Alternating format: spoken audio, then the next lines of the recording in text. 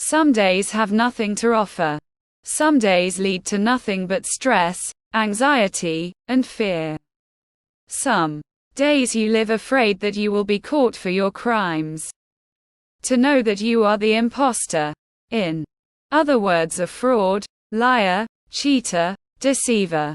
Most people will experience this kind of day at least once in their life. But some will experience this day not just once. Not just thrice. No. Every day. For the rest of their God-forsaken life.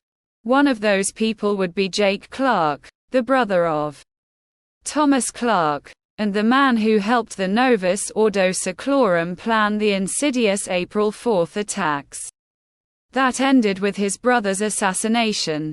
Jake Clark lived in fear that he was going to be exposed. Former Vice Mayor Evan Groverfield was on the brink of discovering the truth of his past.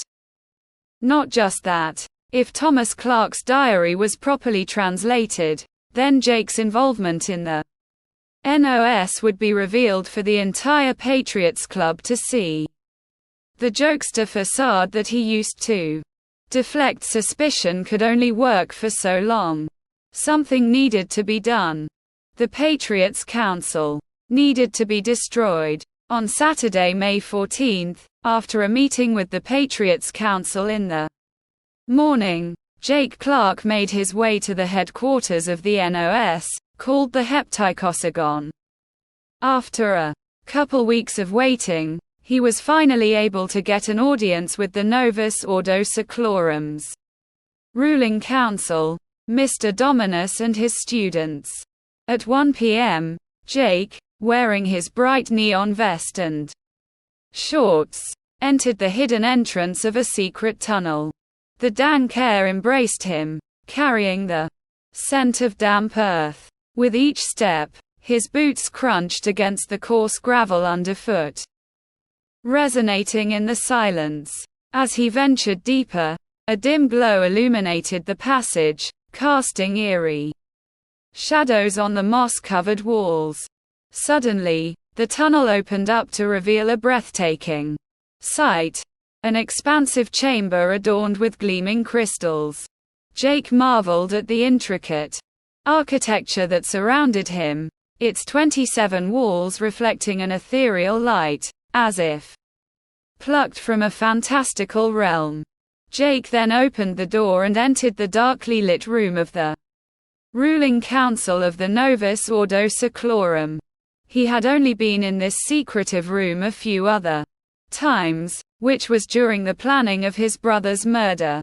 While Jake had barely been in the room, his brother Thomas had been there hundreds, if not thousands of times, in the 30-some years Thomas was a student of Dominus.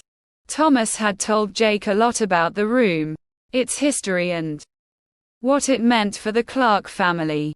Usually in the past, the students sat on a long table, with Dominus sitting at the head of the table. But now, the table was broken and still hadn't been cleaned up. Instead, the students of Dominus sat on their own large 20 feet tall chair. Mr. Dominus sat in the middle of his 3 students on a 30 feet tall chair. As NOS tradition, all of them wore a mask and robe. Alia Marie Dupont wore the mask of the peacock. Harry Roots wore the mask of the shark. VB wore the mask of the pig. Mr. Dominus wore the mask of the whale. Jake sighed. He hated the masks. If he was honest with himself, he would realize that he hated the Novus Ordo Seclorum too. But even so, his hatred of the NOS was completely outweighed by his hatred of the Patriots Council. Jake Clark, the man in the whale mask, Mr. Dominus spoke. You requested an audience. So please, entertain us. The Patriots Council has reformed. Jake began pacing. They have found my brother's diary. If they are able to translate it, they will find out my identity. Not only that, they will have enough evidence to go to the government to Shut down the Novus Ordo Seclorum. We are winning, but we can easily be stopped. So that is why I am proposing a solution. What is the solution? Mr. Dominus in his whale mask asked in a muffled voice.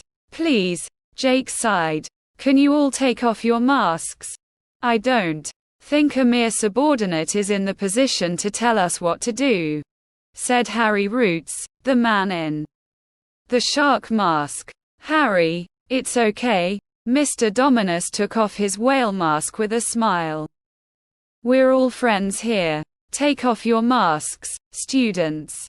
Alia, Harry, and VB compiled, taking off their masks.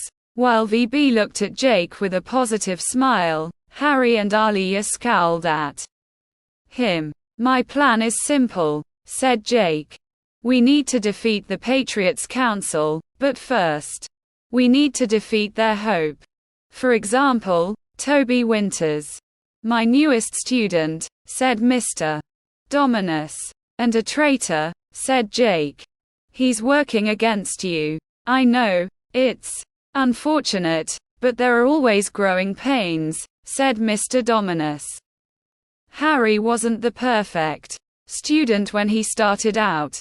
VB was 11, Alia was 5. The beginning is never easy. But he's actively working against you, Jake argued. He needs to die. I will never kill a student. Mr. Dominus yelled. What about my brother? Asked Jake.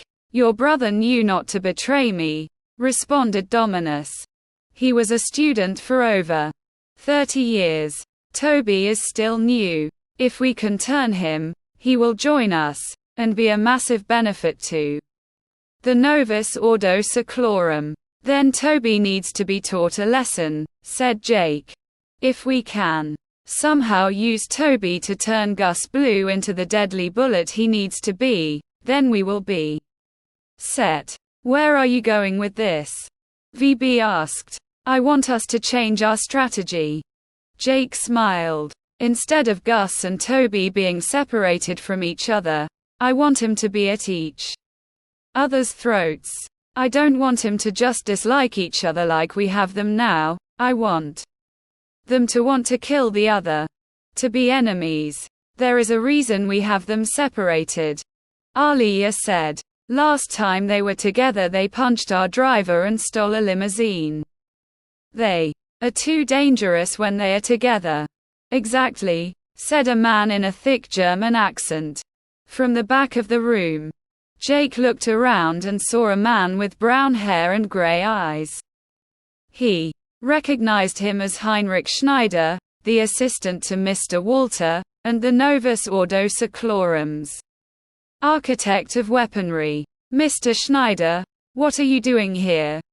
Asked Jake in confusion. I have also been granted an audience today, and I have a proposal of my own, said Mr. Schneider. Are you serious? Jake yelled in frustration. I wanted a private audience. Beggars can't be choosers, Jake, Mr. Dominus smiled. Mr. Schneider. What are you proposing? Not something as foolish as trying to get some teenagers to turn on each other. Mr. Schneider laughed. No, I have a simple proposal. Since we have been so successful recently, there is no reason to shake it up. Is it true that Connor Miller will return to Benco Falls at the end of August? Yes, answered Mr. Dominus. Then let's give him a nice welcome back present, Mr. Schneider said. He's bringing an army, so let's give him an army base. We need to kill that kickle Commissioner Xavier Klein of Fero.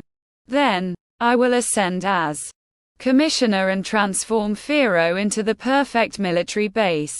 And what of Gus Blue? Asked Jake. Who cares about Gus Blue? Mr. Schneider groaned. He's irrelevant, just like you. Why do you all obsess over him so much? What is the point? The fact that you cannot see the point proves that your proposal is the one that is irrelevant, Jake rolled his eyes. You do not know history. You are mentally special. No. You're mentally challenged and a Nazi. Failure.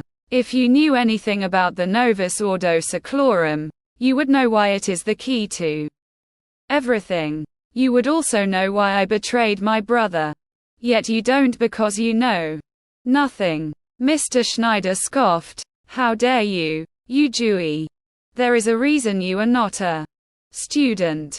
You don't know enough. Mr. Dominus silenced the room. Now that we have heard both arguments, I will now let my students vote. Whoever gets 2 out of 3 votes will be the plan we will go with. First vote is to VB. VB waited and then spoke. I do not trust you, Schneider.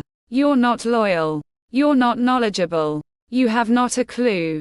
Jake has proven himself loyal. I vote for Jake's plan. Next vote is to Harry, said Dominus. Harry smiled smugly. I worked with Heinrich many times in the past. Mr. Walter always spoke very highly of him. Jake is a man-child, and if it weren't for his son, I would assume he was a homosexual. I vote for Schneider's plan. Last vote is to Alia, said Dominus. Alia began twirling a strand of her hair. I'm not a big fan of your son Braden. He was just a bit of a sourpuss at the prom. If you can't raise your son to be a gentleman, and if you can't be bothered not to show up in shorts, I think you can't be trusted to come up with a well thought out plan. I vote for Schneider's plan. Schneider's plan had won, 2-1. Mr. Schneider smiled with delight. Well, it's settled. We will kill Klein and leave this Gus Blue nonsense to die. This whole voting is rigged. Jake stomped his foot. Every time, Roots and DuPont just vote with each other, leading to the dumbest decisions. Come on, Dominus. Can't you see through this? You're out of line, Jake, said Mr. Dominus. But you're right. Gus Blue is important, and he is crucial to Connor Miller's return to Benko Falls. So, instead of doing Schneider's plan, I want to do a combination of Jake and Schneider's plan. So what would that entail? Asked Jake. We need to lure the Patriots Council into a trap. Jake, you will kill Commissioner Klein, and with the help of our loyal and bribed police force, we will humiliate the Patriots Council, answered Mr. Dominus. We could lure them to a trap at my strip club, said Harry with a mischievous grin. They could attempt to assassinate me, but we will wait for them. You, Jake, will be our spy amongst them.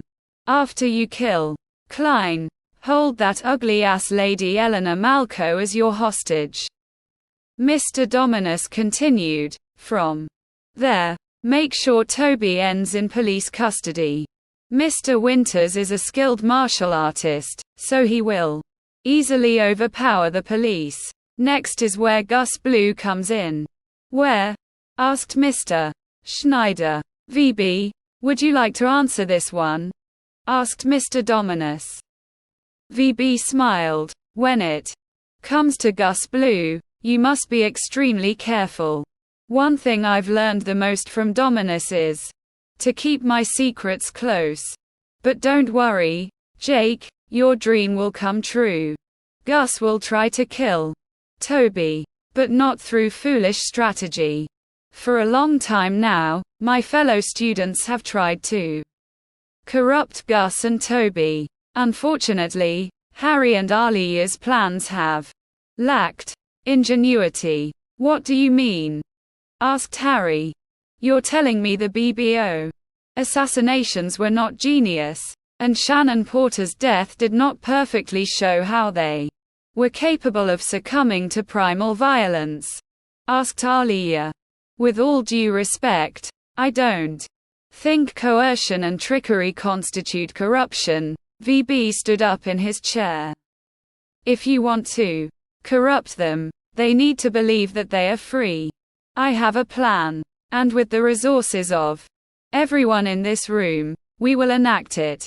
It will take a couple weeks, but we will be successful. When all is said and done, Gus Blue will be ours, and Toby Winters too. Mr. Dominus, Mr. Schneider, Jake Clark, Alia, Harry, and VB began chanting, and quod, pro futuro, quod lucidum est. Totis viribus terram regibimus, nos novus ordo seclorum, and quod. It was Sunday, May 28 at 11 a.m.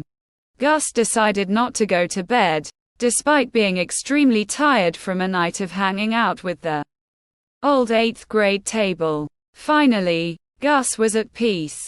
He reconnected with his friends, while Cynthia and him were forming a great friendship. Even so, there were still problems. Vinny was starting to act more on edge, clearly upset at Gus being gone overnight, which was interesting since he didn't seem to mind when Gus was gone on a weekend in Ireland. Gus also realized that one day he would have to tell Cynthia about the Novus Ordo Seclorum. Since the NOS had not contacted Gus for anything in a long while, he thought he might be out of the storm, but Gus knew that line of logic was too good to be true. As Gus played on his laptop, he heard the doorbell ring. He raced to answer it, but Vinny already got to the door. "Hello Igor," Vinny said to the man who rang the doorbell. "How has Leopold been?" Igor was a tall and large man with a beard.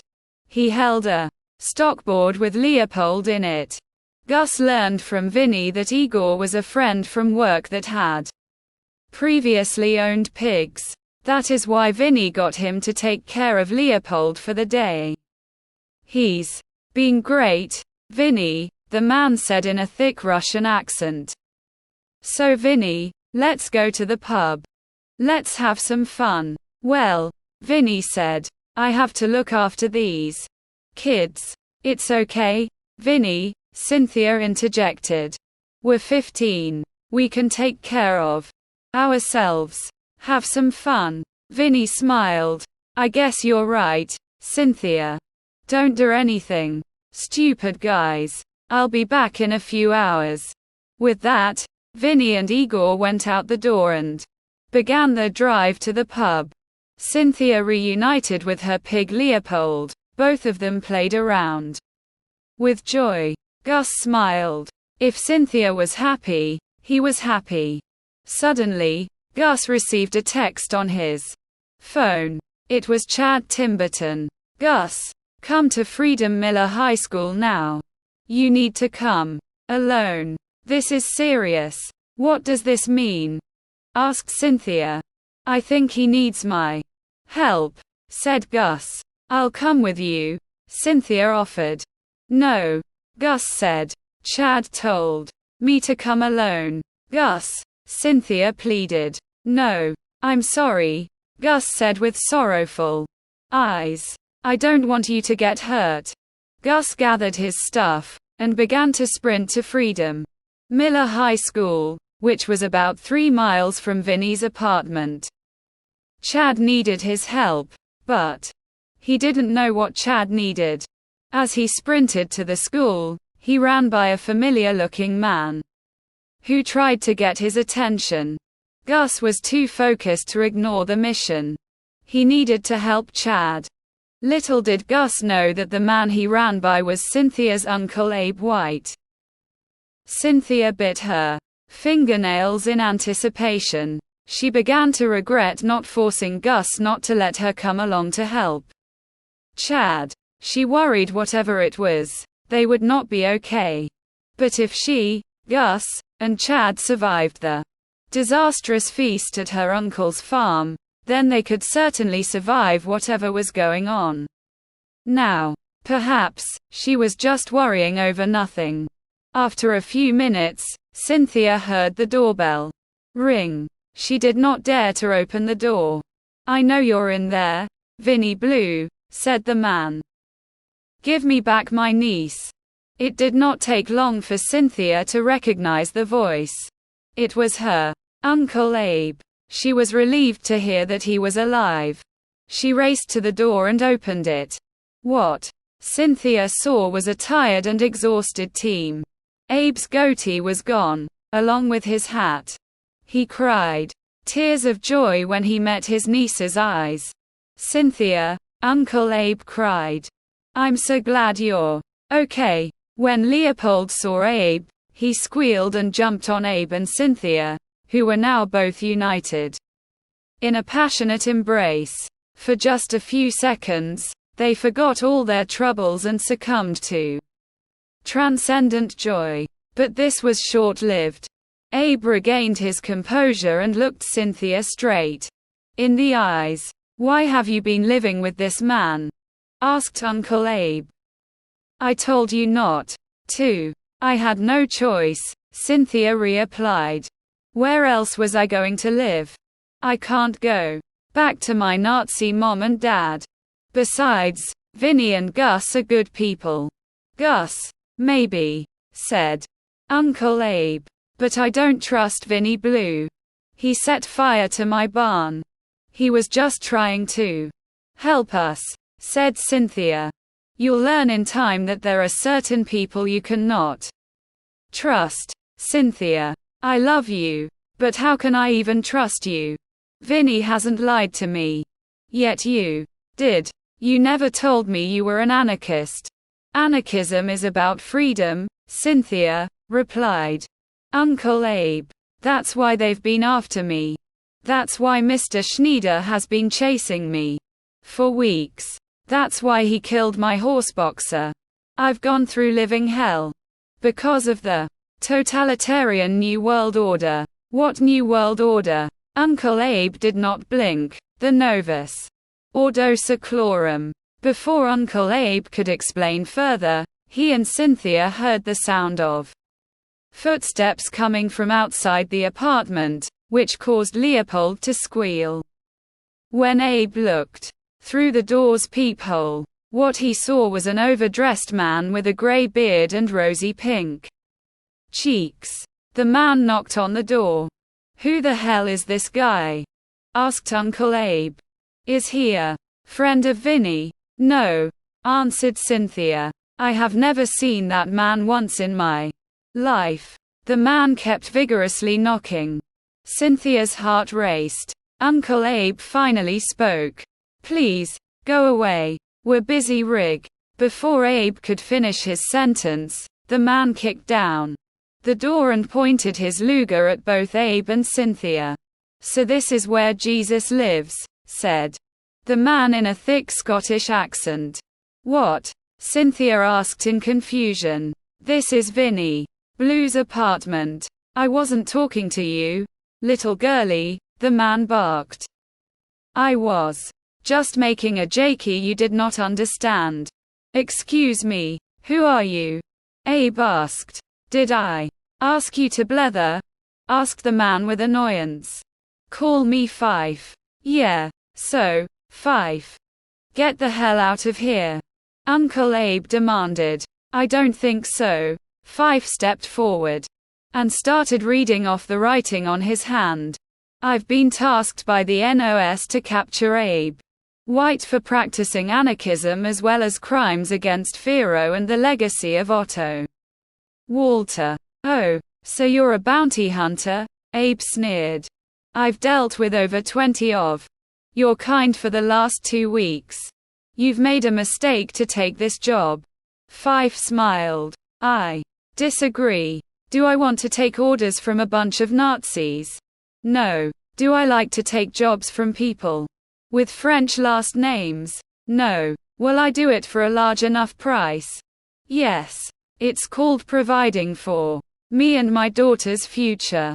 I also enjoy capturing anarchist tubes like you. Now, I would recommend following my demands. Fuck you, Uncle Abe said as he threw a small knife he took out of his back pocket at Fife. Fife did not flinch, catching the knife with ease. He then clenched his fist and broke the knife. I might be old, Fife said, but I am also Scottish. Fife grabbed what seemed to be a spray bottle out of his backpack.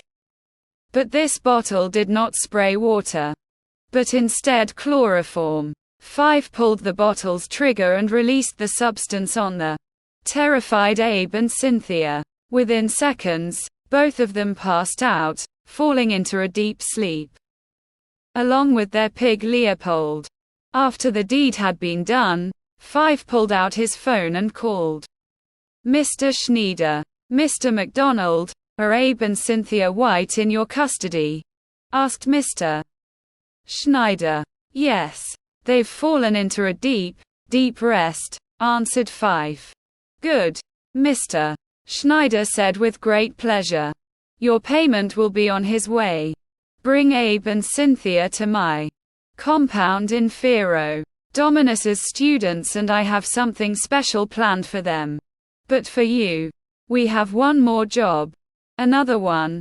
Asked Fife. How many before I'm done? If I'm going to be honest with you, Mr. MacDonald, you will never be done, said Mr. Schneider. But the workflow will decrease going into the summer. It's just that today and tomorrow are some of the most important days for the numbers. So what do you need? Asked Fife. The next job will be challenging, Mr. Schneider said. Nicholas Fisher, otherwise known as Bloodshot, is an anarchist terrorist that killed my predecessor Mr. Walter. I need you to capture him. Dead or alive. It will be done in a jiffy, said Fife before Mr. Schneider hung up the phone. Fife. MacDonald got to work bringing Abe and Cynthia's passed-out bodies to the back of the trunk, leaving Leopold in the apartment to sleep. As he drove to Fero to drop him off, he thought about his next job. Nicholas Fisher was dangerous, but surely he was no match for Fife's experience. How much longer was Fife going to have to do this? He just wanted to go back to Scotland, but he had no choice but to continue his missions. After running for 3 miles, Gus finally arrived outside the walls of Freedom Miller High School. Since it was a Sunday afternoon, no one was there. That fact actually made Gus's job easier. With no one around, finding Chad should be no problem. Gus just hoped that he wasn't too late. As Gus looked around the school's entrance, he saw no trace of Chad. That was until he turned his eyes to a bush. He could hear a voice, Chad's voice. Gus. Chad cried out. Go away. Leave. Gus was confused. What do you mean? Chad. You asked me to come out here. They made me. Go. Go. Chad yelled. Gus began to sprint away from the school, but someone grabbed him from the behind before he could gain any distance. The person who grabbed him then dropped him on the ground and kicked him. Gus looked up to see who it was. It was Johnny Wilson. Hello, Mr. Micropenis, Johnny laughed. Now that I got payback on Chad, it's time to kick your ass too. What are you doing? Gus asked. Johnny kicked Gus again. I'm getting my girlfriend back. Johnny proceeded to drag Gus across the cement sidewalks, into the grass, and eventually to the bush where Gus heard Chad's voice. Gus was placed right next to Chad Timberton, who had a black eye and looked to have been brutally beaten. I'm sorry, Gus, said Chad. They took control of my phone. I didn't text any of that. What the hell is going on? Gus asked in desperation. I don't understand any of this. There were these guys in heavy armor. They wore a diamond badge. There were 5 of them. What do you mean? Asked Gus. Johnny is my friend. Or at least he was, said Chad. I wanted to make up with him after the fight we had a few weeks ago before the disaster of Cynthia's feast. I went to his house to apologize, but I don't accept apologies, Johnny interrupted. You knew exactly what you were doing, Chad. Humiliating me in front of my girlfriend. She broke up with me because of that.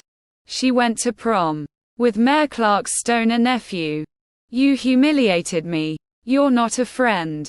Chad groaned in pain. That doesn't give you the right to send 5 assassins after me.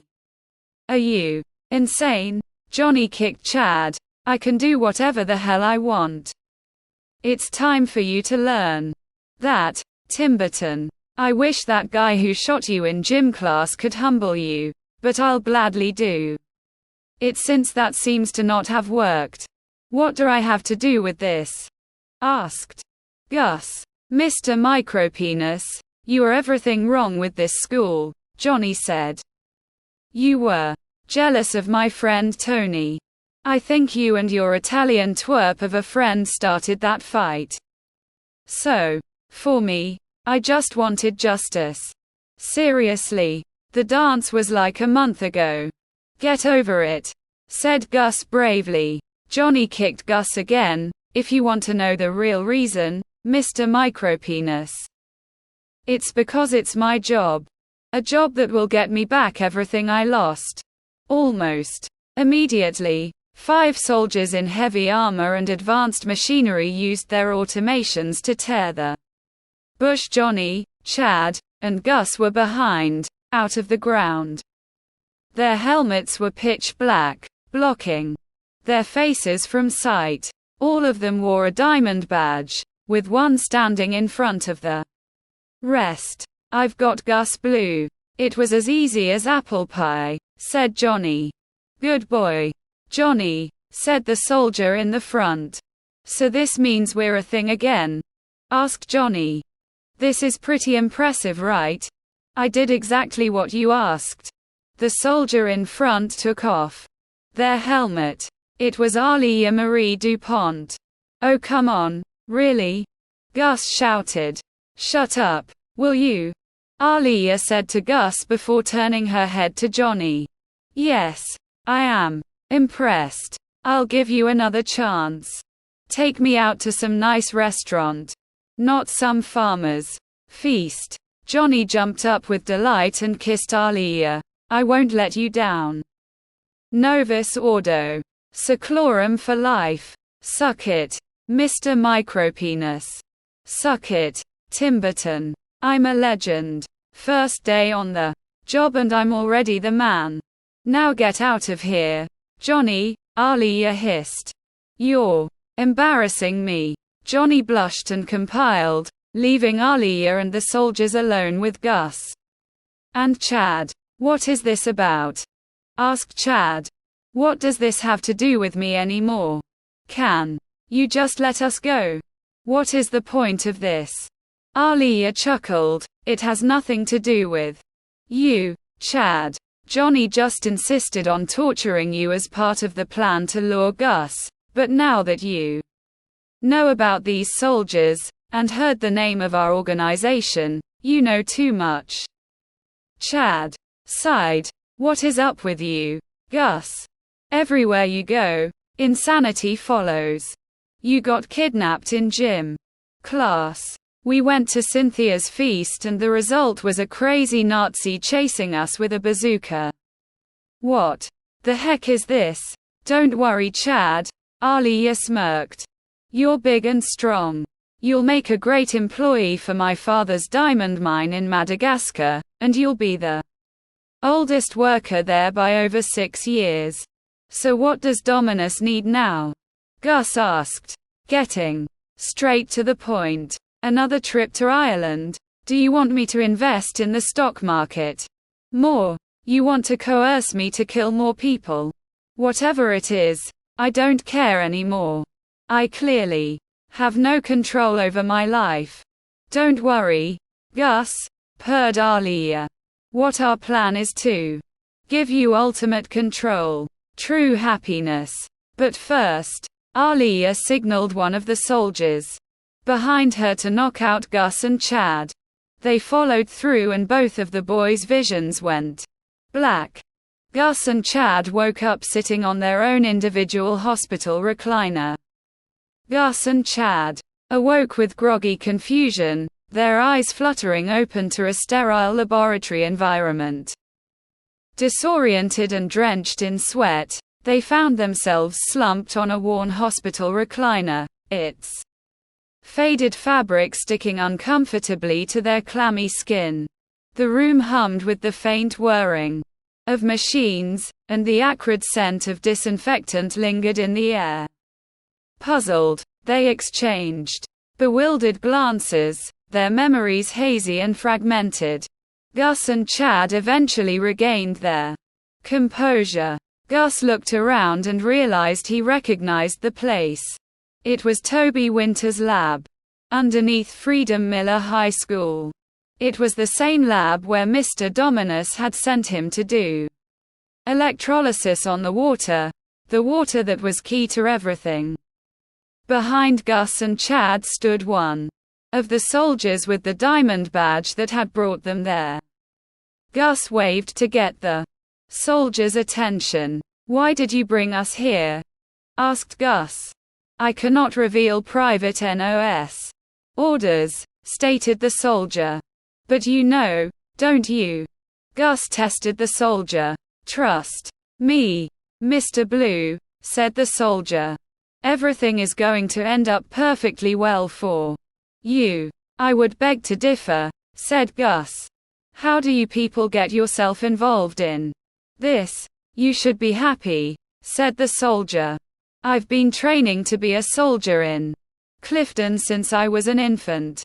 Yet I failed, and now I've become the soldier equivalent of a free sample." Miss DuPont couldn't help herself, so she brought me and a few other of the less remarkable soldiers to America with her before everyone else arrives in late August. You, Gus, are going to end up on a remarkable path to fulfill the legacy of Freedom Miller and his desk. Chad used all his strength to lift the hospital recliner and throw it at the soldier. While he was monologuing, Chad grabbed Gus's hand and they made a dash out of that area of the lab, with the soldier chasing behind them. They ran past an indoor pool, but this pool did not contain water, or at least it didn't look like it contained water. The pool was colored green, red, and blue. The lab was even more of a maze than Gus remembered it to be. It was tremendously large, with blinding lights and a wet floor. Gus tried to remember where the elevator to exit the lab was, but he was too lost. After a minute, he realized he was running in circles after they saw the same pool of chemical substances on the floor. "Where is the exit?" asked Chad frantically. "I've been here before. I'm trying to remember," replied Gus. "You've been here too?" yelled Chad, who suddenly stopped running. "I try to keep a positive attitude. But how many goddamn places have you been? Why did I have to get shot? Why did I have to get wrapped up in this?" Chad was interrupted by the sound of a gunshot. More of the soldiers had joined in the chase, slowly surrounding Gus and Chad at the edge of the chemical pool. Behind them was a man with robes and a pig mask, VB. The man with the pig mask stepped in front of the soldiers. "Dispose of Mr. Timberton," said VB. "Fire." The soldiers shot Chad, causing him to immediately fall backwards in the pool of green, red, and blue chemicals. Gus shouted with terror as he watched his friend and role model drown in the pool. Gus contemplated jumping in the pool too. Perhaps death was better than life. But before he could actually contemplate the idea, he was grabbed by VB. "Gus Blue," said VB in the pig mask. "Everything will be okay." VB pulled out a tranquilizer and injected the needle in Gus's neck. Within a minute, Gus passed out again. At 3 a.m. on May 29, Gus Blue laid asleep on a bed in the middle of the lab. VB stood above him, still wearing his pig mask, surrounded by Ali's diamond soldiers.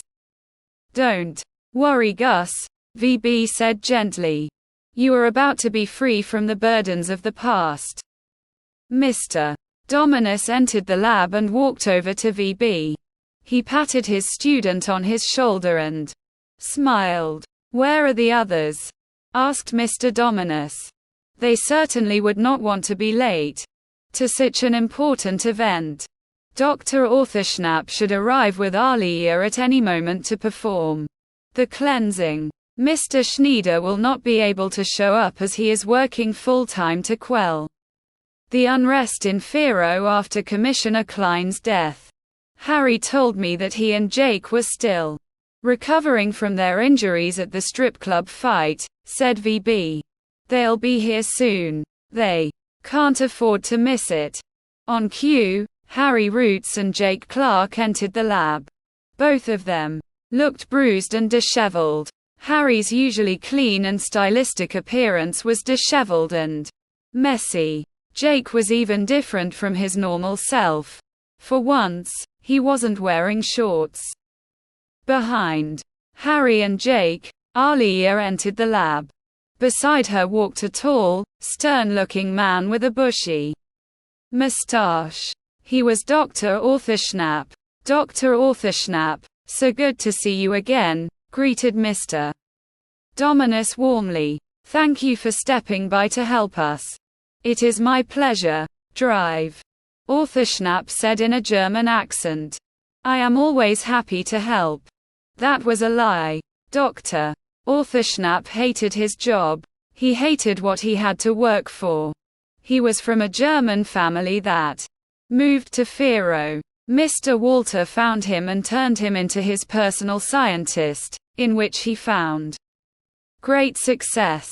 Walter's success with Authorschnapp directly led to Thomas Clark finding a scientist of his own, Toby Winters. After Walter's assassination in mid-April, Authorschnapp was transferred to become the DuPont family physician. The job was less about being a doctor, and more about being a researcher to improve the DuPont's practice of draining the earth of its precious jewels. "Are you sure we want to go through with the procedure?" asked Dr. Authorschnapp. "It requires extreme precision. If something goes wrong, it may not be clear now, but eventually it will be. You're the best scientist there is." Excluding Mr. Winters, Dominus chuckled. "You have nothing to fear. Relax. Have faith in yourself." Dr. Authorschnapp gulped and began to put on his surgical gloves. "What exactly are we doing?" Jake asked. "VB hasn't exactly explained it to me, and I'm afraid to ask since he's still wearing that pig mask." VB chuckled. "We are cleansing Gus's mind, Jake. Cleaning out all the cluttering, using the new element that Toby Winters found in the water supply. The Patriots Council calls it Wintonium. It serves many purposes, not just explosions." Jake laughed. "My brother was a moron. He only saw the value in the substance being to create some stupid explosion. But what is truly special about it is the hundreds of other uses it has. Water is the backbone of all life," Mr. Dominus said. "This water is the backbone of all death. So we are using the element to erase his memory?" asked Jake as Dominus and his students chuckled in amusement at the ridiculous question. "I mean, didn't Frieda Miller once do that?" "The element can not erase memory," said VB. "It merely changes the perception of said memories. The cleansing works like this." Mr. Dominus began explaining as Dr. Authorschnapp got out a tube, using it to draw a mixture of wintonium into a syringe attached to a needle. "The element is perfectly soluble, meaning it can be mixed well with almost anything. Mr. Winters researched the element heavily, so me and a few of the NOS members broke into this lab yesterday, after he was sent to the hospital. We learned a lot about its research in the last few hours. So what did his waggy ass discover? Asked Harry. He just confirmed what we already knew from history, said Dominus. We can mix the element and form a new substance. A substance that can be injected into his body and change his entire outlook on life. No longer will he view the Novus Ordo Seclorum as his enemy, but instead as something to love and admire. How exactly will that happen? Asked Jake. Mr. Dominus answered, the negative memories. Getting kidnapped, drugging those kids at the dance, killing Shannon Porter, profiting off of the BBO assassinations, the Ireland shenanigans, the feast at Abe White's farm, the events that have transpired in the last 24 hours. While these events have been important, sending him further into the deep end, they have also grown to resentment. Using the mixture, we will put Gus under a state of mental flexibility, a state where we can influence him to our will. We will effectively hypnotize him to view those events as positive, good, rewarding. Really? Asked Jake. Why didn't you do that before? It's all about preparation. VB smiled sinisterly under his pig mask. The stronger the hate, the stronger the love. He will listen to us, obey us like a lapdog, but still have enough freedom to learn how to lead. We will also alter his views on Toby Winters, said Mr. Dominus. My plan in Ireland to get him to avoid each other worked like a charm, but now I want to test the limits.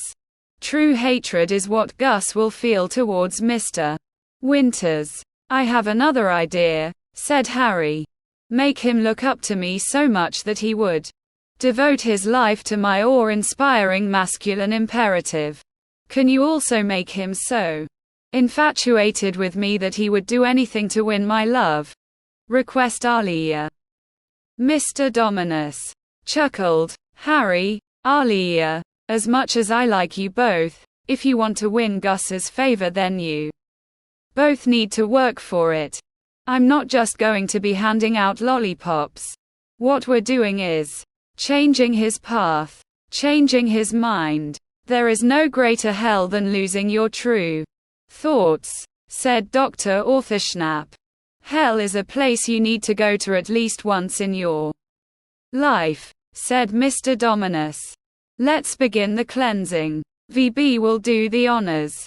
Dr.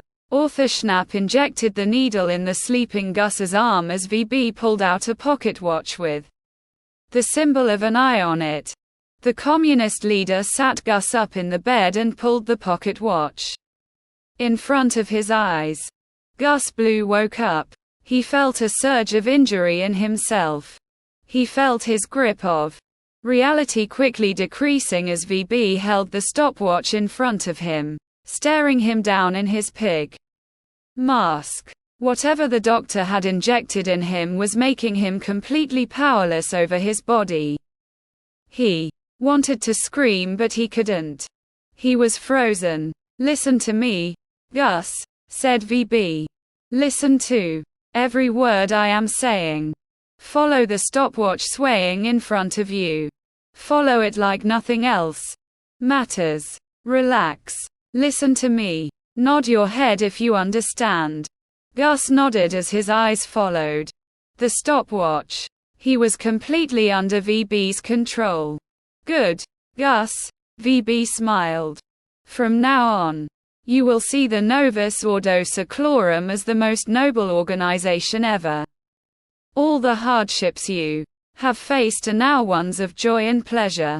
You love the Novus Ordo Seclorum. You want to rise the ranks. You want to impress us. You want to be just like us. You are deeply regretful about how you have behaved. You want to make amends. As Gus listened to VB, he felt himself drawn to his words. The more he thought about it, he realized he had been wrong. The Novus Ordo Seclorum had offered him power and gave him power. Thanks to Dominus, he felt important again. Thanks to Alia, he was popular again. Thanks to Harry, he was rich. Thanks to VB, the greatest rival for Cynthia's affections had been disposed of. Thanks to the NOS, Gus Blue had a life to live. But he treated them so badly. He was rude to every one of them. He wasn't appreciative of Harry's financial help. He was rude to Alia and tried to escape from VB. Dominus cared about him, but he threw everything away. If only they could forgive him. If only he could apologize. But he was too weak. Gus, VB whispered. Think about Toby Winters. You already realize he is an arrogant snob. But now you will see who he truly is. A disgrace. An enemy. A perverted traitor. Gus could see clearly that VB was right. Toby Winters was not just a pest, he was his enemy. He is a dangerous man. He was a scientist that worked for a corrupt mayor and was now out of control. Wielding substances he had no right to possess, trying to pass himself off as a hero. Toby Winters is a problem that needs to be erased. Now you will go back to sleep, Gus, VB whispered. But when you wake up, you will remember everything that has been revealed to you today. Now, sleep. Almost immediately, Gus felt his eyes too heavy to keep open, returning to his deep sleep. Gus Blue woke up on a bench on the side of a street. Beside him sat an old, obese man, wearing a Panama hat. Soon Gus would realize it was Mr. Dominus. Mr. Blue, Mr. Dominus, smiled. You're finally awake, Mr. Dominus, Gus said with shame. I'm sorry. I've been ungrateful. I'm sorry for being such a bad person. Don't worry, Gus. Mr. Dominus patted Gus on the back. I'm not one to hold a grudge. Thank you, Gus said, with relief. I want to prove that I'm a new man. I want to prove that I'm loyal. You'll have plenty of time to prove that, said Mr. Dominus. You are destined for great things. Ever since you were born. I am an outsider to this whole conflict. If I can make it, then you can do even greater. What do you mean when you say you're an outsider? Inquired Gus. I usually only tell my students this, but my real name is Jerry, revealed Mr. Dominus. I didn't come from an influential family. Me and my younger brother were just nobodies. But we both seemed to make a name for ourselves. Can I call you Jerry? Asked Gus. No. Mr. Dominus replied with force. Don't tell anybody that name. Don't even tell my students that you know that name. They might get jealous. Sure thing. Mr. Dominus, said Gus. Are you sure there isn't anything for me to do? There is one thing. As soon as those words left Mr. Dominus's lips, a cop car pulled up to the side of the road. The officer got up and faced Gus and Mr. Dominus. This officer will take you in the back of his car to a hospital in the town of Fero, Mr. Dominus explained. They will arrest Toby Winters and put him in the back of the car with you. You can make up some lie about committing a crime to explain why you're there. I need you to try to escape with him. Backquote. What? I hate Toby. Gus prosted. Pretend to still be on his side, said Mr. Dominus. When the time is right, teach him a lesson. But wait. Be patient. Don't do it too quickly. Regain his trust and snatch it away from him. I will Gus smiled as the cops put him in the back of the police car. Mr. Dominus smiled back. Gus Blue was the key to everything. Now he just needed to use him to open the door. The cops took Gus to the hospital in Fero. They told him to stay in the car as they would arrest Toby Winters. They would use a tranquilizing pistol that could inflict large wounds, which was disguised as a silencer pistol, to obtain custody of Toby Winters. Gus waited, but the policemen never returned. Instead, a bruised-up-looking man wearing his hospital gown got into the car and started it. "Hello," Gus called out calmly. The man turned his head and faced him. Gus hated the repulsive man he saw staring at him. It was Toby Winters.